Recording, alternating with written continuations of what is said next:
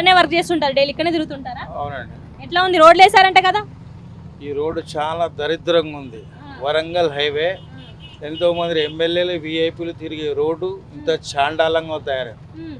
Pregnant ladies journey చేస్తే hospital ముందు పోయే లోపల డెలివరీ అయిపోతారు.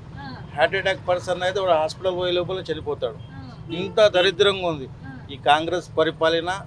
ఈ రోడ్ల పరిస్థితిని బట్టి అర్థం చేసుకోవచ్చు. వేసారంట కదా, నేను రోడ్డు మొత్తం వేసారంట. అవునండి, ఏడేసారు, ప్యాచ్లు వేస్తున్నారండి. మొత్తం టోటల్ కంప్లీట్ రోడ్ ఎక్కడ వేస్తున్నారు చూడండి మీరు. ఇక్కడ అక్కడ మీరు వెహికల్ తీసుకెళ్ళి చూడండి, ప్యాచ్ వర్క్ చేస్తున్నారు అంతే. ఇప్పుడు ఈ ఫ్లైఓవర్ది వర్క్ ఏం నడుస్తలేదా? వర్క్ ఇప్పుడు స్టార్ట్ అయింది మేడం. అక్కడ మిడేపల్లినాక స్టార్ట్ అవుతుంది, మెల్లమెల్లగా వర్క్ అవుతుంది. మరి ఎట్లా ఇప్పుడు దసరా వరకు దీపావళి వరకు ఫ్లైఓవర్ ఇచ్చేస్తామని చెప్పారు కదా? చెప్పుడు వేరు, చేసుడు వేరు. హామీలు వేరు, నెరవేర్చేది వేరు. చేసేదానికి చెప్పేదానికి తేడా ఉంటుంది మనం. నరం లేని నెలకి ఏదో చెప్తారు రాజకీయ నాయకుడు ఎవరైనా, కానీ ఇంకో 10 సంవత్సరాలు అనేది కంప్లీట్ అయ్యే అవకాశాలు లేవు. ఇది గ్యారెంటీ.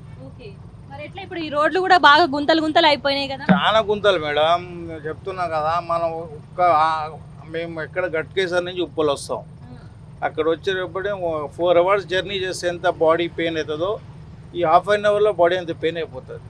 ఈ రోడ్లో ½ అన్ అవర్లో అలసిపోతాం.